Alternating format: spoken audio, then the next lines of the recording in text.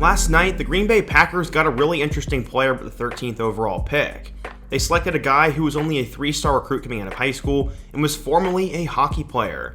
He was so smart that he had multiple offers to play Ivy League football, and after developing quickly at Iowa, became one of the most underrated pass rushers and playmakers in college football.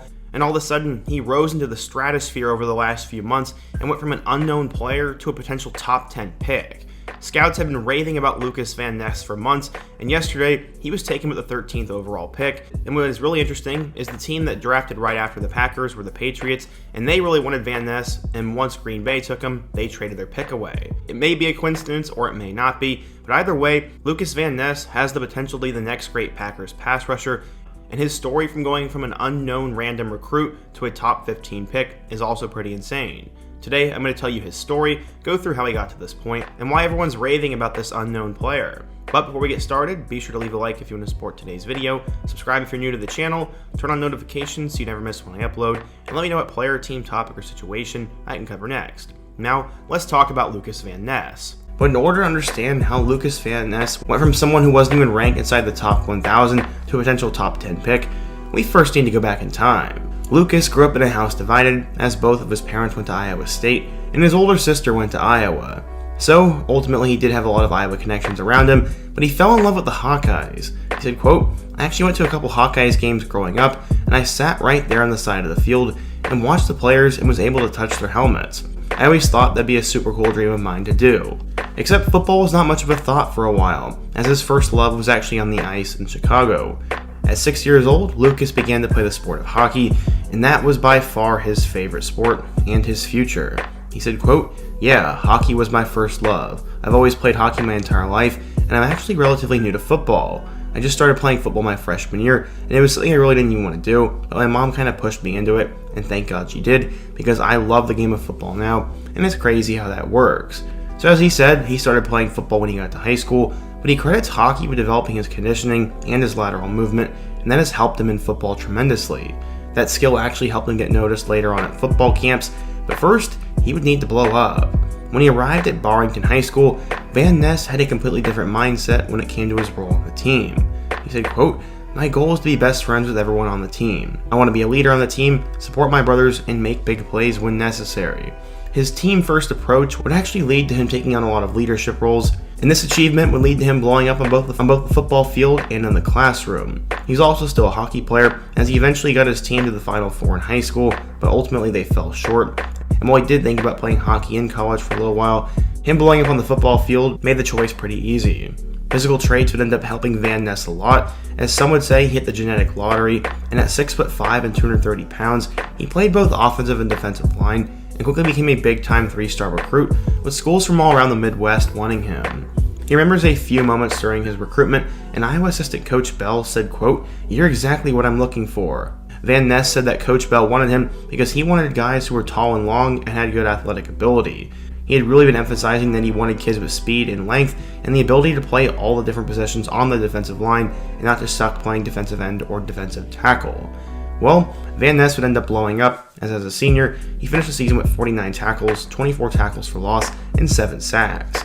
He led Barrington High School to a 6-4 record, and as I said earlier, also had success on the hockey rink. This would end up having an impact on Lukas's recruiting decision, as Iowa was one of his final schools, and he chose them over 31 other offers. This included Big Ten schools such as Illinois, Minnesota, and Kansas State. He also had tremendous success in the classroom, as he had 6 Ivy League offers. Columbia, Cornell, Dartmouth, Harvard, Princeton, and Yale all wanted Van Ness to come to their school to play football, and I'm sure he thought about that.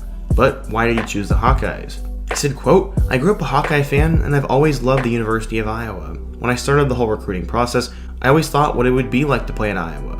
I set that as a goal for myself from the beginning, so when I actually got an opportunity to come to Iowa, I knew it was right for me. When I visited, it instantly felt at home with the culture and their team-first mentality. The coaches also were always supporting the players, and it was something that I loved and I wanted to be there, so that's why after my official visit, I felt I needed to commit right away because that's where I wanted to be. I wanted to be a Hawkeye." For a while, Van Ness was seen as a riser in the recruiting world, but he never cracked the top 1,000 recruits, unfortunately. Except, like Iowa always does, they find diamonds in the rough. According to 24/7 Sports, Lukas Van Ness was the 3-star recruit, the number 52 defensive end, and the 1,063rd best player in the class of 2020. So, how would he do in Iowa City? When Van Ness arrived at Iowa, AJ Epinesa was leaving, so he had a chance to come in and make an impact early on. He said, quote, "We haven't really heard anything about redshirting or playing time, but obviously with Epinesa leaving, there are some big gaps to fill in the defensive line. We've been told if you come in and work your tail off every day, you're eventually going to see the field." That is exactly what Van Ness would do, except he would end up redshirting. He'd get stronger, get more familiar with the system, and was ready to blossom in 2021. He's one of those guys that was going to be towards the end of the depth chart, but this didn't matter as he would blow up as a freshman. He'd record his first career sack in their Week 1 victory over number 17 Indiana, and then he helped them upset number 9 Iowa State by deflecting a pass. He had a career-high 7 tackles and 2 sacks against Kent State in Week 3, had a sack against Colorado State, and a sack on the road against Northwestern. He had 6 tackles and a sack in a road victory over Nebraska, and would help Iowa get to the Big Ten championship. Unfortunately, they would end up losing, but the Hawkeyes would still qualify for a bowl game, and in that game against Kentucky, he'd also have a sack. Van Ness had one of the most productive seasons for an Iowa defensive lineman as a freshman ever, as he finished with 33 tackles and 7 sacks. Because of that, he was named a freshman All-American by multiple sources, and then going into the 2022 season, he would change positions. This would help him tremendously. After being moved permanently to defensive end, he said, quote, "I guess you could call it home. I definitely enjoy being outside. I like the space and being able to use my abilities. I definitely do like defensive end." Little did he know how much changing positions would change his life. An Iowa defensive tackle said, quote, "He looks like a mini Hercules. He has a 6-pack and he's like 275 pounds. So combining his physical traits with a productive redshirt freshman season, he was projected to break out, and he got even better in 2022. He ended up finishing the season with 33 tackles with 6 sacks. Offenses were starting to scheme around him, and despite being a more known commodity and having everything against him, he still had pretty much the same stats, and according to PFF, he got even more productive. They matched up against Kentucky again in the bowl game, and this time he helped them win 21-0. What's really interesting is Van Ness never started the game, but he was one of the top players on the team in terms of snaps, and after getting a 2nd to 3rd round grade for this year's draft, he was going to enter the 2023 draft. As I said, the craziest part is that he hasn't even started a game in college yet, but right now, Van Ness is flying up draft boards. I have seen him as high as the top 10, with the consensus of him being a 1st round pick. Van Ness ended up getting selected with the 13th overall pick by the Packers, and some thought it was a read. Many draft experts believed they should have gotten a wide receiver, and if they wanted a pass rusher, a guy like Will McDonald was even better than him. Either way though, Lukas Van Ness is just scratching the surface of what he could become. He's one of the most underrated players in college football, so honestly, not that many scouts or people know about him too much. Seemingly, he has the motor and the physical skills to translate and turn into a big-time NFL defensive end, and if he develops to his full potential, then he could be the steal of the draft, but if he doesn't, he could be one of the biggest busts of the draft. The jury will be out on him for quite a while, but what do you guys think? If you're a Packers fan, what do you think of the draft pick? What do you think of Lukas Van Ness? And who's another player, topic, team, or situation I could cover next? Be sure to let me know down below, leave a like if you want to support today's video, subscribe if you're new, and check out all my other videos on the end screen, including my video about Zay Flowers. I hope to see you guys again soon, but until next time, peace.